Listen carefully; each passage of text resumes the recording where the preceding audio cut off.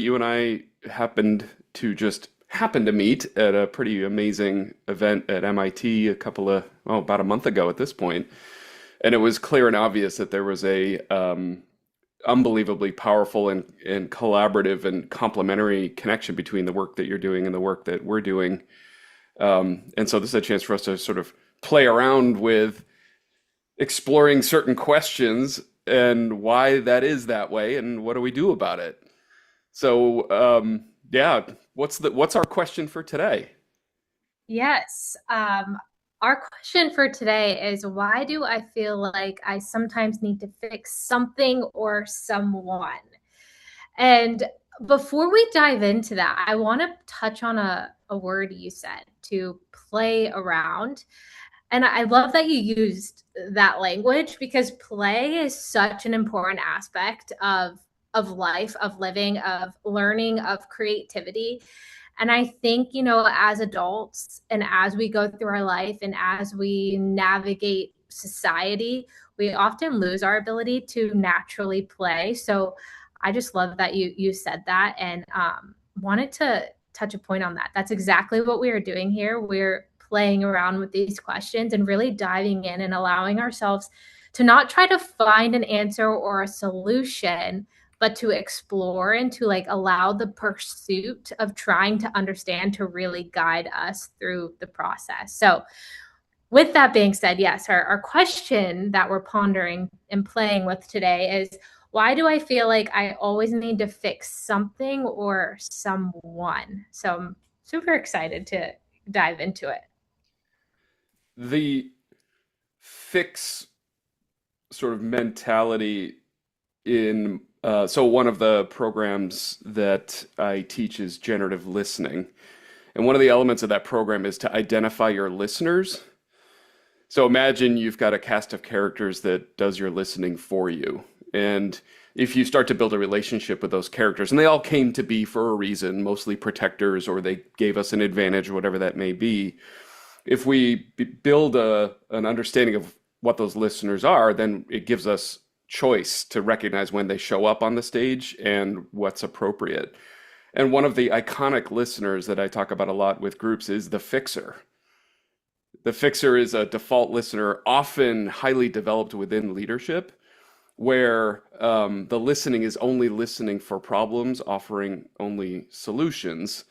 And there's a experience I see a lot of leaders have is, the pathway to their advancement had a lot to do with given they were given problems to fix and fixed them well enough that they got bigger problems to fix and things advanced. Yet, if that's the only view or the only listening, and you're the one stuck fixing the problems, then you're in the way. There's much more to it than that, like the experience one might have when you're trying to share something not interested in being fixed, but the other is listening from that fixer listener is not a great experience, right? Who are you to fix me? Mhm. And it perpetuates another frame that maybe we'll get into a little bit later, but just curious about your thoughts there. I think that's absolutely fascinating. And you've touched on a couple little things that I would love to dive into a little bit more of this idea of you're listening for the problem and you're kind of filtering out everything else. And there's a very big reason why we default towards listening for a problem. So, from my perspective, the deep urge to try to fix something or fix someone or to solve a problem, a lot of the times it's not just about solving the problem. We tell ourselves that we want to help, we want to solve the problem, we want to prove ourselves.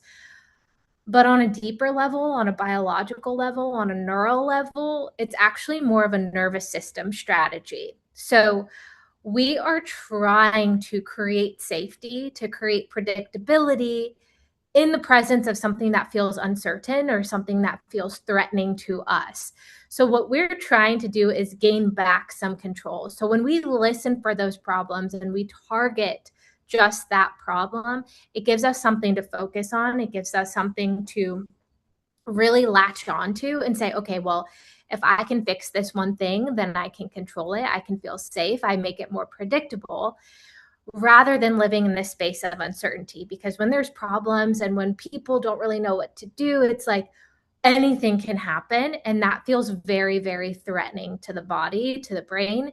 And so that's why we go through this it's concept called predictive processing. We're constantly trying to predict what happens next and to create an environment where we can predict. So that's kind of my take on the nervous system level, the biological level, why we start to listen for the problem. There, I've seen this play itself out. There's a sort of extreme story about this that I was brought in to help an organization sort of break its patterns, um, and they weren't sure what was going on. I mean, and what I noticed was that they had created a culture of fix it. And that culture was self-reinforcing, meaning, okay, when someone fixed a problem, identified a problem and fixed it, then they were then hoisted up on everyone's shoulders and celebrated around the offices of a manufacturer. And that culture was so strong that they not only were running around fixing problems that may or may not even have any impact on the future, they were creating problems just to fix them. And as a result of that, they had significantly eroded the organization's performance because they had become so obtuse to working with their clients that they were willing to risk legal action to work around their IP to create solutions outside of that organization. And I remember they were talking about they had developed this over years. The best of their engineering team had created this like ridiculously detailed toll gate process for innovation. And they're very proud of it, right? It had every little detail, every predictable scenario that they could imagine was built into this thing, and it allowed them to move things through a pipeline of innovation.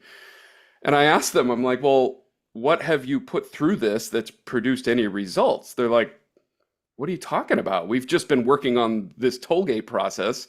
We haven't put anything through it yet. And so they were solving for a problem they didn't even have yet because they hadn't even seen, did this methodology produce any results that had viable market value or not? And so that was the reality of the organization that was going on behind the scenes, invisible to them, that had them running around being really, really busy, spending time on things that frankly didn't matter, were actually getting in the way of their ability to work with their clients. That's fascinating. As you started talking, I was going to ask, did they start creating their own problems just so that they could fix it? Because again, back to the brain and to the nervous system, we're creating predictability there. We're forming something that we then can control and fix. So my next question for you would be like, how did you help them move past that? And did you feel like an immense amount of resistance? And how did you support them in like reshifting their mindset and their strategy and their culture, which feels uncertain, it feels scary, it feels unpredictable. So how did you help them overcome that?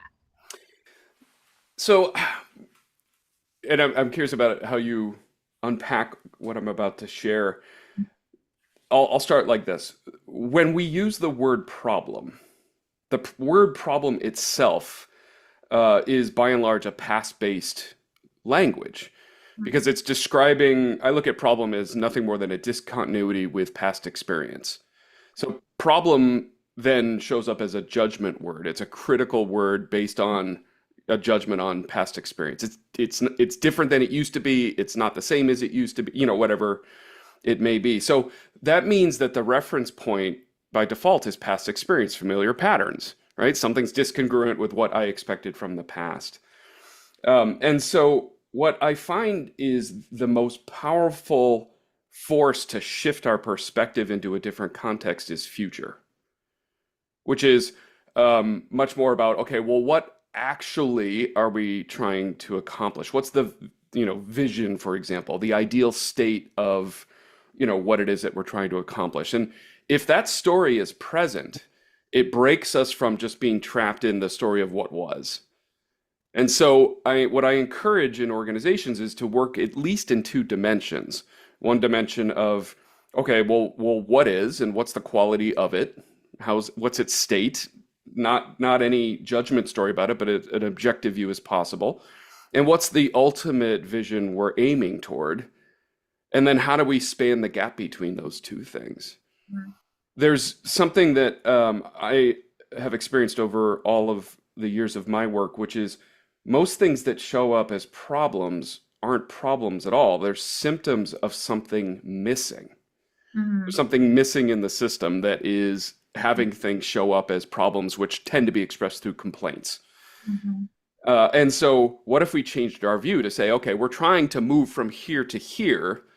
What's missing in that equation that, if existed, would allow us to make more progress toward that ideal state, as opposed to just asking the one question, what's broken around here that we got to run around and fix?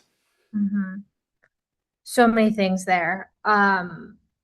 So one of the first things is that I wanted to touch on was, and that I say a lot in my work as well, is oftentimes the thing that we label as problem, like you just said, is more of a signal. It's more of an insight into, yeah, something could be better, something is missing. How do we bridge the gap? So I love that you said that, because that, I feel like, is transcends like this conversation, and it's most things in life. Whenever we identify something as a problem or an error, it really is just a sign to us. It's a flag of, hey, there's something we can fix here, and not fix in terms of it was wrong, but something that we can do a little bit better, or shift the way we look at it, or rearrange in a new way.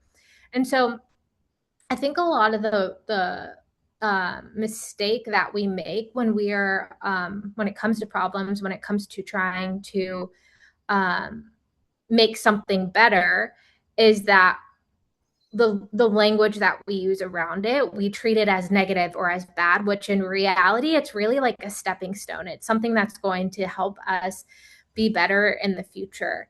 So I really like the language you use there. It's not that it's bad, it's not that it's wrong, it's a symptom, and therefore a signal to tell us, okay, these are the next steps that we need to take. All we have to do is have the awareness and the creativity to navigate it in a slightly different way. Um, the other thing that you said was, okay, where are we now? Where do we want to go? And having them almost create that future reality that they're wanting to move towards. There's so much power in that, from a neuroscience perspective, because a lot of something that I used as a former professional athlete, and something that, people who are getting stuck in a certain frame of mind, or when we are at GOT, I had somebody come up to me and ask, my golf game sucks right now. What do I do? And one of the biggest things I said was, you need to visualize. You need to see yourself doing what you want to happen. And the reason why that is so incredibly powerful is a few reasons, but the brain's number one sense is vision. The majority of our input is vision. And vision doesn't just have to be us looking out the window and seeing everything out there. It can be us closing our eyes and rehearsing something internally and using our interoception. And the brain doesn't know the difference between what we visualize in our own mind and what we actually go out and experience in reality. So when you have people go through this exercise, or organizations go through this exercise of visualizing, of anticipating what they want their future to look like, of even something like an action board, I call them, not necessarily vision boards, but just putting it out there, training your brain on it, training your brain to see it as familiar, really supports the brain and its ability to then bridge that gap. Because what the something we're talking about here is the difference between where we are now and where we want to go. And that gap can feel really intimidating. It can feel threatening. It can feel scary. It's unpredictable. It's uncertain.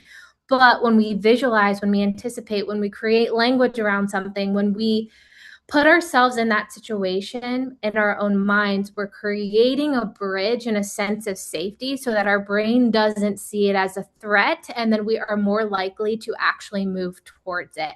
And that's exactly what you did for them by having them create this future state without actually taking a physical step towards it yet.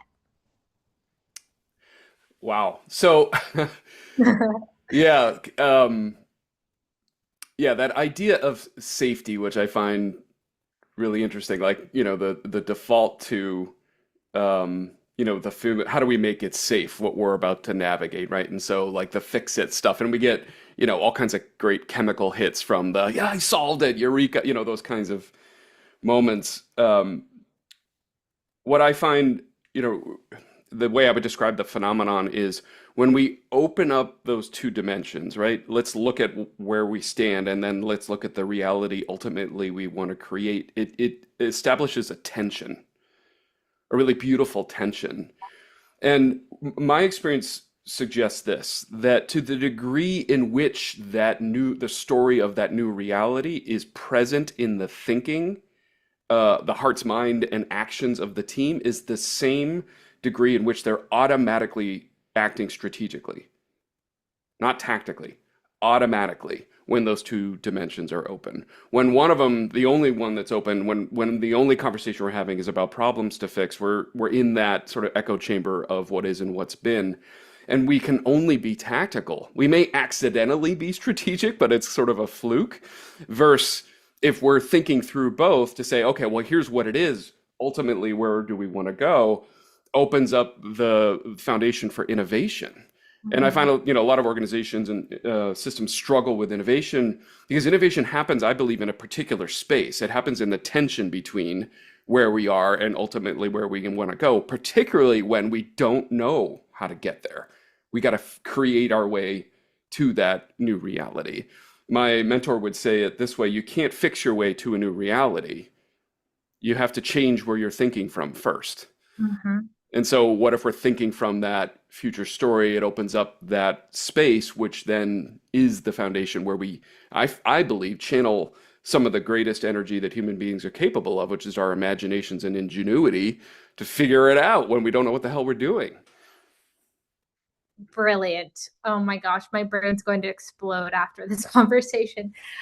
I love that. And we've talked about this in the past in some of our past conversations, and the power of that space of the in between and the power of silence and the power of allowing everything that we have subconsciously absorbed from everything we experience and allowing the beauty and the wisdom of that to really like explode when we're in that space, when we're in that tension between the two different dimensions. It's so powerful. And there's, of course, I'm the neuro person in this conversation. So there's like so much neuroscience in there, and it makes complete sense because everything that we experience is a combination of two things: our remembered past, which is kind of what you touched on the one dimension of kind of where are we now, but eventually it is going to be our past because we're moving towards the future. And then also, though, our sensory present. And that is everything we experience. And so if we are closing off one of those dimensions, we're not going to have our full toolbox to be able to create the bridge that walks us to the new reality. Um, and that's something that I think a lot of people don't understand when it comes to all of these conversations that we're having or just living in everyday life is we do not experience reality. We create our own reality. And it's not woo woo, it's not mystical, it's not magical. It is very much scientific. We are not objective bystanders in life that are just having things happen to them. We are actively choosing and creating our reality every single day. And I think a lot of that has to do with what you were saying about intention around keeping both dimensions open and making decisions along the way that align with where you want to go. And just like a little neuroscience tidbit to help like drive home the fact that we create our own reality, and that's why intention is so important, is that we are hit with about 11 million bits of information every single second. 11 million bits hit us every single second coming in.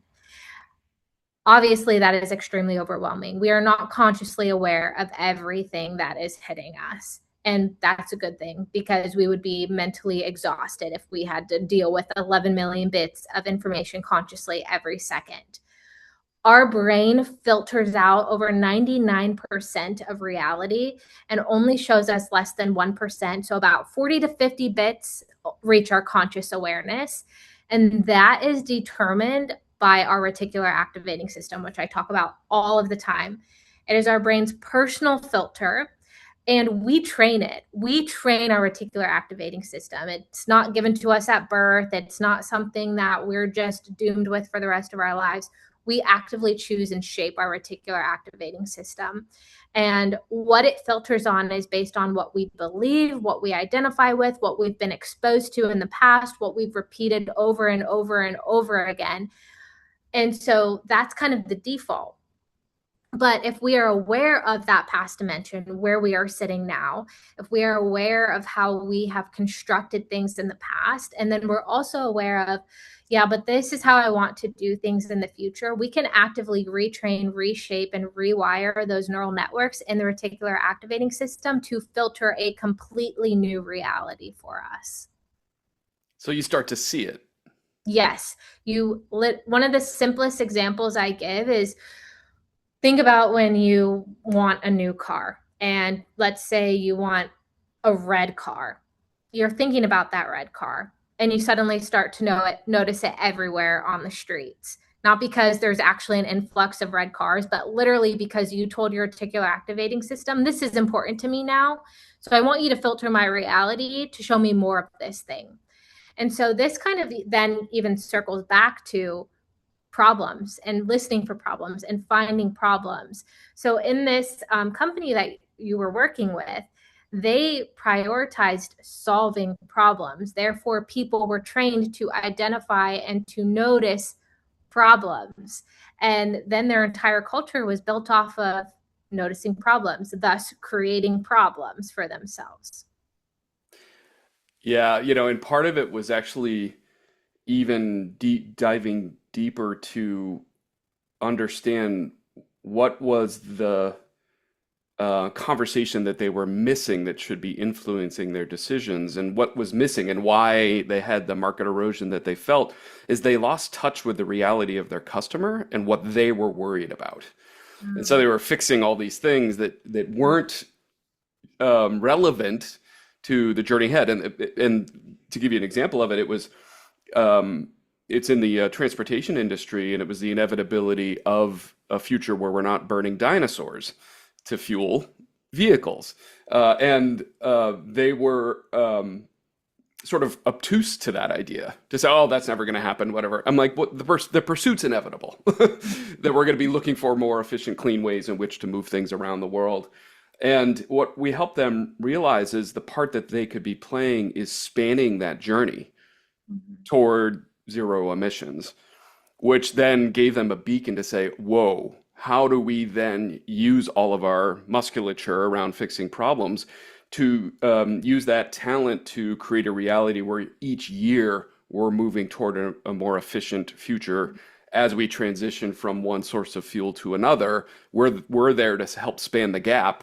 And that changed the entire narrative of what they were up to, as opposed to how do we just sort of protect the IP we have and innovate around the things it used to do, missing the point where actually the biggest challenge today isn't what it used to be. It's about how do we move toward a more efficient and clean future. And so that becoming sort of a higher order context really changed the dynamics of the organization. So what inevitably happened was they started working in three dimensions. One dimension of, okay, what has been and what is, what's the reality we want to create for this organization and our clients, and in the spirit of what, like the greatest context of what ultimately are we up to, or a sense of purpose.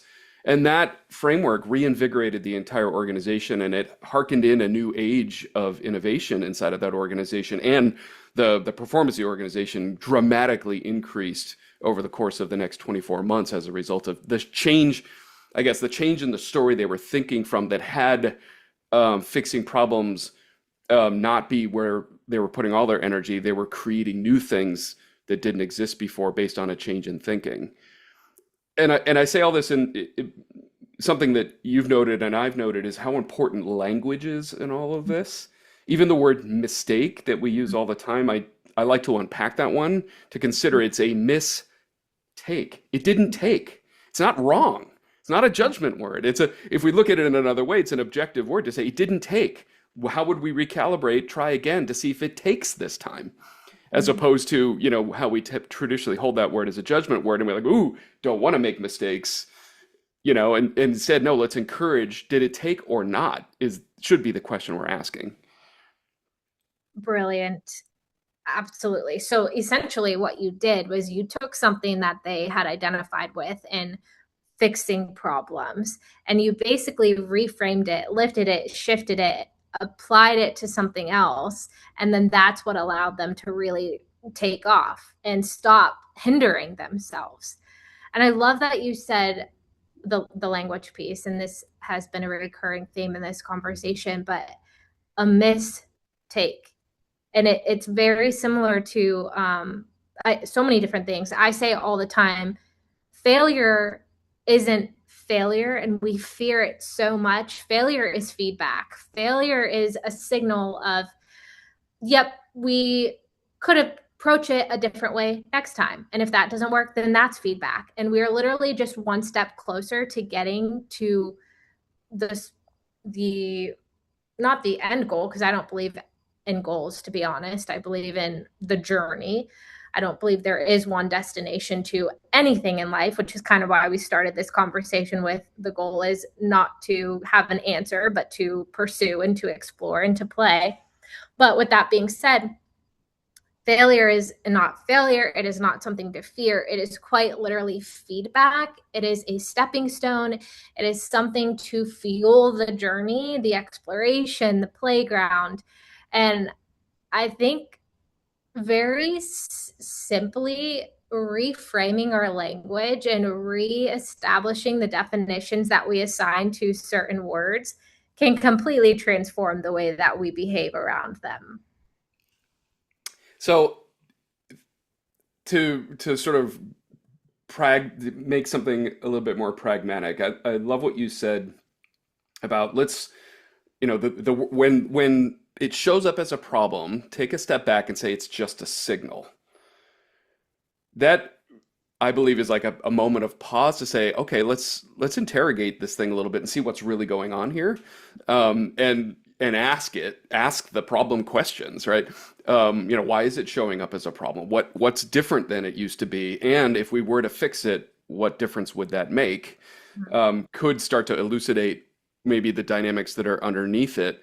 I'd be curious your thoughts on what would be some techniques that when we notice the automatic fixer showing up, that gives us a fleeting chance in suppressing our reflexive fix it, or I need to fix you or fix it, to open up a space in which we can become a little bit more curious. What are things we could do? Yeah, I love this question. So probably the first step is going to be the hardest. And I would say the first step is being aware of your subconscious programming. Which again, getting conscious That's hysterical to say, be aware of your subconscious. It's like, yes. Okay, no problem. Getting conscious of the subconscious is one of the hardest things we can do. But like any other thing in life, it is a skill that is very much trainable. So just for awareness, our subconscious mind accounts for about 95% of our thoughts, our reactions, our behaviors, and only 5% of how we respond in life, how we think, how we speak, how we show up in relationships. Only about 5% is conscious. And there's a reason for that, right? Our brain is the most expensive organ we have. It's 2% of our body's total volume, but 20% of our daily energy. And so if we had to consciously make decisions all day long, we would be exhausted. And that's why the subconscious mind exists. That's why the default mode network exists, to automate some of these thoughts patterns behaviors, emotional responses, so that we can conserve energy. So it's a deeply ingrained survival mechanism. It's extremely important. But with that being said, when it comes to leadership, when it comes to transforming environments, it can hinder us.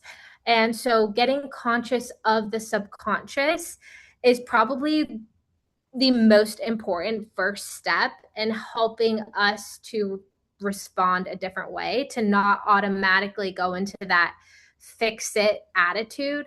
And how do we get conscious of the subconscious? So we take a second, we take a breath, we go for a walk outside, we get out of our amygdala, which is the threat detector, the emotional state, and we, again, another theme we've been talking about, we create space, because space is where we give our brains the opportunity to choose a different response, to operate out of the conscious brain, not out of the subconscious brain. If we narrow that space, and if we don't have the space, our brain absolutely every time is going to default to the most familiar pathway, to the most familiar pattern. So getting conscious of the subconscious by creating space to allow the conscious to come out and play. So again, that looks like getting out of the amygdala, fear center, threat detector, the emotional survival mechanism of the brain, allowing the salience network to come into play, which is the toggle that helps us then switch into the thinking brain, the prefrontal cortex, and then allowing us to choose a different response. And so that is the first most important step. And then I would say after that is kind of something that you already brought up. It's understanding where I am now, where do I want to be, and making that future state feel safe through visualization, through repetition, through an action board, or whatever strategy you want to use. I love that. Um, yeah, that gift of a pause. I find somatic techniques are really helpful there. Just anything that brings you into a body sensation. Like my favorites, like rubbing your fingertips slowly, so you just focus on the sensations is enough to like just give our brain a pause from its automatic to a state of more thoughtfulness. Gives us a chance to change the conversation, shall we say? One of the from my view of things that I teach leaders is to start to build a practice to notice what conversation's happening around you. Mm. Just notice what it is, and and I think this is useful information, which is my work with thousands of organizations. What comes up is about 90% of conversations businesses are having have to do with that one topic, fixing problems. And so just know that by default, right? That's where you're going to go. And then if you notice the conversations about fixing, ask yourself, what's missing here that has it be that way? What's missing in this conversation that has us automatically jumping on the fix it bandwagon and everyone's just throwing solutions at the problem to open up the conversation? So, for example, most conversations happen just in that one dimension of what's not working that needs to be fixed. There are two other conversations just as important and relevant that break us out of the myopic trap of fixing. And the first one is, let's ask what is working. What's working around here? Just to get that out so we understand what are the things that are working that we need to keep our eye on. And then the second conversation, or the sidecar, they happen on either side of the fix it one, is what's missing here that has it be this way? And that opens up the possibility of, hey, what is it we don't know, or what is it we're not including in the conversation? What is it we don't yet have access to or have developed that would move us closer? And of course, those three conversations need to be in the context of something, which I believe in any case, it's, well, what ultimately are we after? What's the ultimate conclusion to what it is that we're trying to create? What's the new possibility or reality we're trying to create? So we hold those in context, what ultimately could be ideal state, could be whatever language you use. Then it gives us a more thoughtful examination of what's going on. to break us out of just focused on that one automatic conversation around fixing problems, to ask, well, what around here is working, what's missing, then look at what's not working that needs to work to favor the future that we're looking for, and what's not working that if we spent time on, frankly, doesn't matter. Mhm. Yeah, I like that point you just said at the end. What doesn't matter? Because a lot of the problems aren't actually worth our time or our energy. Maybe creating something new is ultimately the path that we want to go. So when we are so just blinded in on that problem, we invest all of our time, all of our energy, and sometimes it's not a problem that needs solving. It's not a problem worth solving.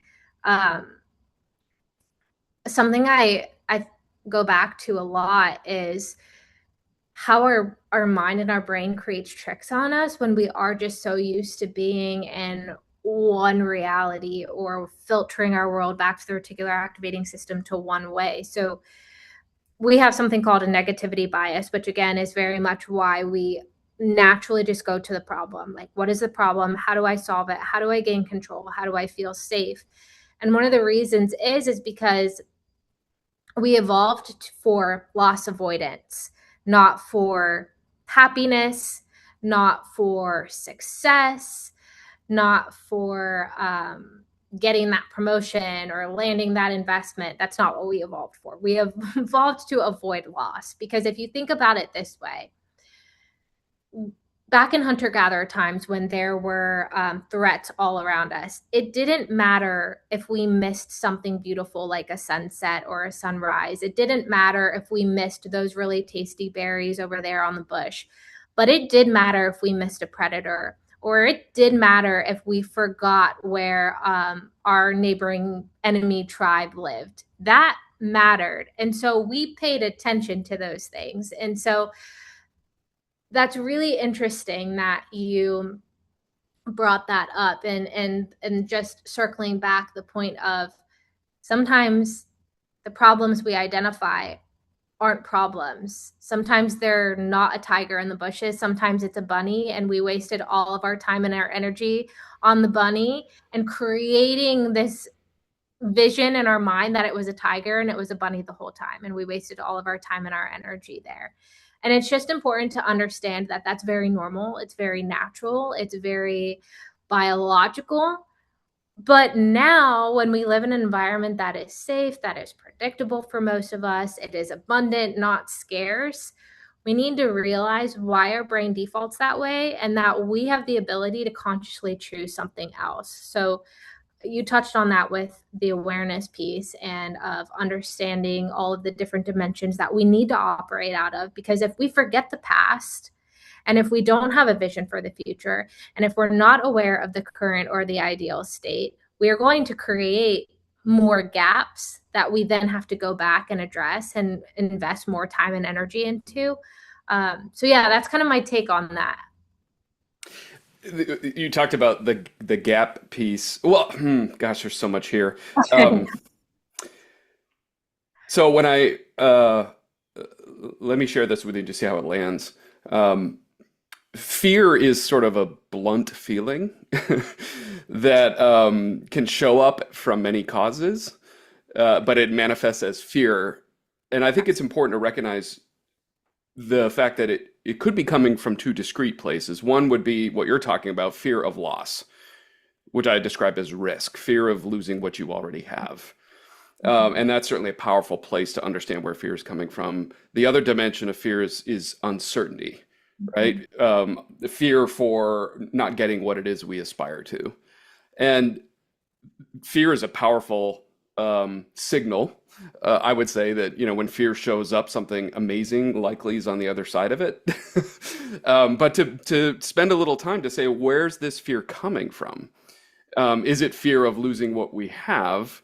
One way to say it, I see in organizations that are struggling with change, is you're gonna lose it anyway if change doesn't happen. So if we're holding on to that stuff of what it is, we'd still be making amazing buggy whips, um, which we did here in New England for many years, is to acknowledge the source of it and know that that's where it's coming from.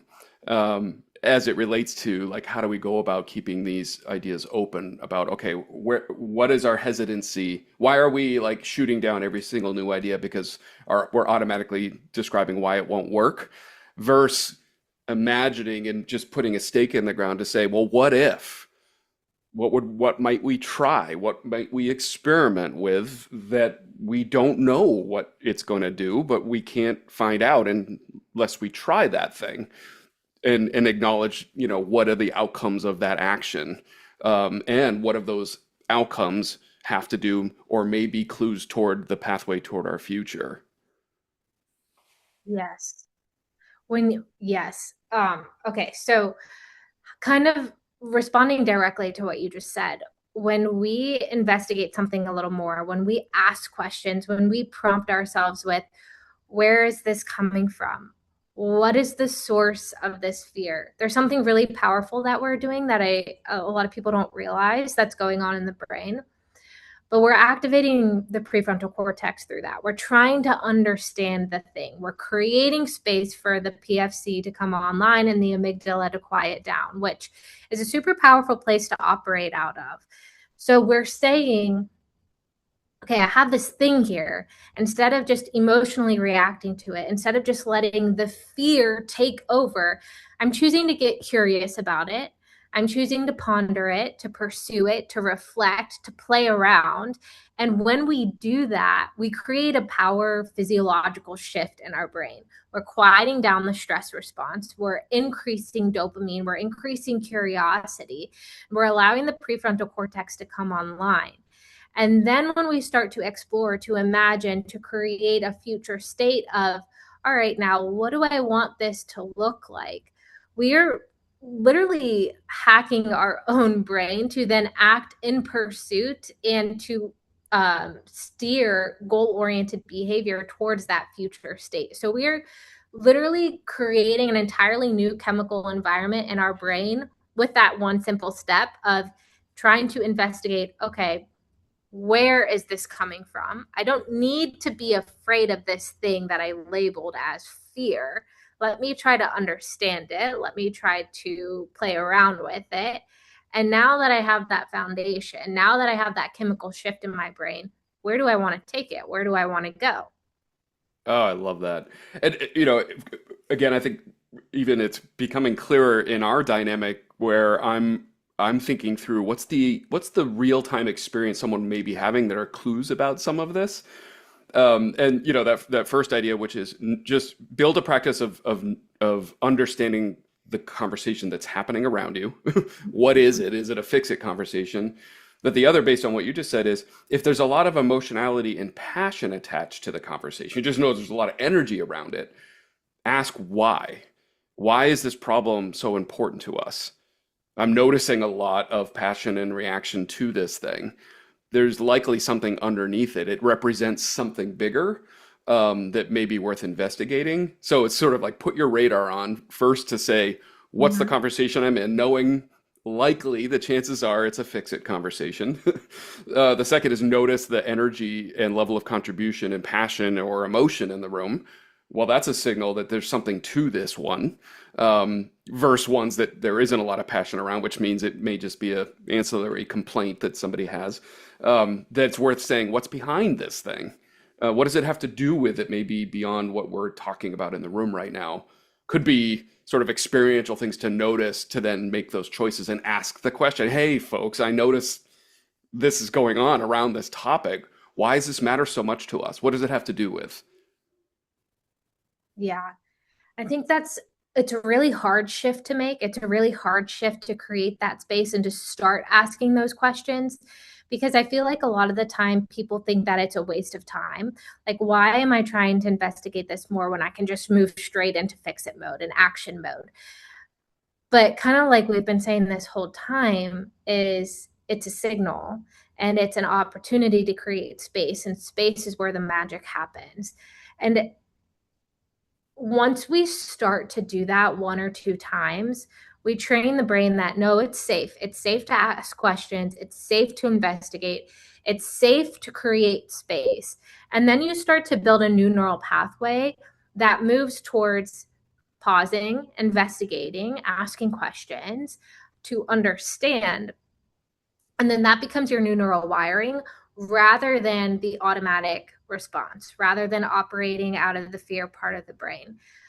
There's this phrase called neurons that fire together, wire together. So when you're given an environment, when you're given an opportunity to see a problem, and to you then start to ask that question, then in the future, the more you repeat that, when you're presented with that experience of the problem, those neurons will then that fire together. Okay, we see the problem, we're firing.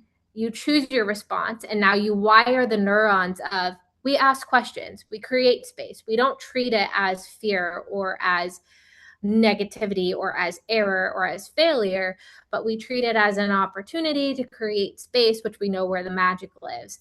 And something that a lot of people don't understand is that it takes work. It's not just a one-off or a two-off. It takes a lot of work to create those new neural pathways because we cannot delete old pathways. We cannot get rid of them. We can just create new ones that become the new default. And there's a really interesting study that they did in rats that explains this really well. Scientists took rats, placed them in a cage, gave them a lever. Every time the rats pressed the lever, they got a drug. Press the lever, got a drug. Press the lever, got a drug. Eventually, the scientists took away that lever, and the rats learned a new behavior. Okay, well, this lever doesn't get me the drug anymore, so I'm not going to press it. There's no need to. But then when they gave them a small shock to the foot, even after the new learned behavior that the lever doesn't get them anything, the rats went back to the lever and started pressing. That demonstrates that these old pathways, our old defaults, never actually disappear. We don't delete them, we don't erase them, but we can create bigger, better, new default pathways. And that's why back to intention, back to choosing with our conscious brain is so important so that we can create those new neural pathways and create real, lasting, meaningful societal, organizational change. Oh boy. So let me tell you, let me ask you if this is what you may be suggesting. So I think sort of like trying to bring like everything we're talking about into a framework is one to understand that by default we'll go to the safe place of okay, we want to put our energy somewhere, right? That's true. But if we put our energy toward fixing problems, they typically have to do with the past, familiar, so on, because we're afraid of the uncertainty of creating something new. So we're going to default there anyway, and that's an opportunity to just know that and say, okay, is this the appropriate conversation to be having? To ask it questions, to talk about okay, well, what's going on behind this thing as a way to investigate. But what you just said suggests also is that as pressure increases, we'll default even more toward past patterns. So when the pressure's on, to be mindful of, we'll go there even more because those connections are still there, even if we're developing new connections. Is that what you're suggesting? Absolutely. So when stress, when pressure, when pain is present, we will default stronger and harder to those oldest, most developed, most familiar pathways because it feels the most safe to us. We have repeated them the most, we've experienced them the most, and so we default back to them. And at one point, those pathways were our identity. It's what we did, it's how we operated, it's how we showed up in the world. So that's why creating not just system change, but environmental change and nervous system change is so important when it comes to trying to create overall organizational change. Because if you feel unsafe, if you feel pressure, if you feel pain in your nervous system, you're going to latch so much harder to that default that you're trying to get away from, that you're trying to override with these new pathways. I, getting a little personal, after my athletic career, struggled with a pretty severe eating disorder. And the big reason why that, I finally stopped denying, even though I knew this the entire time, was because a lot of people are like, you need to change, you need to do this, you need to do that, you're damaging your health. And I'm like, whoa, whoa, whoa, whoa. And all of this incoming You need to do this, you need to do that. It felt like pain, it felt like Mm. pressure, it felt like fear. And when I stepped away from it, I'm like, oh, when I was getting that input or when I was putting that on myself, I was defaulting back even harder to the thing to So it try wasn't to helping at all. It was like pushing you back toward old patterns. yes, Fascinating. exactly. You cling to the thing because your brain would rather have a predictable pain than it would unpredictable possibility. Even if that unpredictable possibility is something good, something that's going to move you forward in life, something that's going to benefit you, it's still going to say, but we don't actually know. That thing could be a bear in the closet and it could kill us. This thing over here, at least for right now, we've done it so many times, it's not a direct threat right now because your brain isn't concerned with, at least in terms of an eating disorder, yeah, that can harm you down the line. Absolutely, 1,000,000%. We see it over and over again. But right now, in this direct moment, it's not a threat because your brain's concerned with the right now, not with 2 weeks from now, a year from now, 3 years from now. What right now is going to potentially threaten my survival? And your brain says, oh, well, we've done this thing before and we made it out the past several times. But this unpredictable possibility over here, we have no idea because we've not opened that closet door before. So when it comes to this behavior change and with when we feel stressed or anxious or pain around something, yeah, we're going to default to the thing that we've done the most. I um I hate to bring us to a close, but I think we could keep going on this conversation. You just opened up a whole nother question I want to explore with you, which has to do with why is it so hard for us to hold on to the vision of our future selves? Because I know there's a lot to unpack on that one. Um, I want to invite our audience to engage in this thing with us. Our idea here is to have a series of these things going on where we're pursuing questions. So if you're listening to this, a couple things to think about. One is make some comments and just like, what are you taking away from this? The questions that it opens up for you, but also what you'd love us to explore. What are questions that are on your mind about why is it that way and why does it seem unchangeable? Those are things that we would love to hear from all of you just to entertain it together.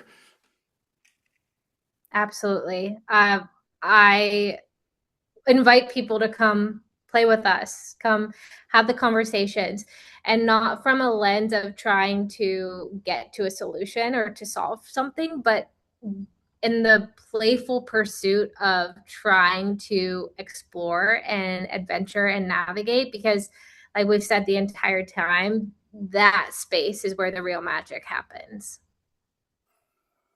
Well said. Let's leave it right there.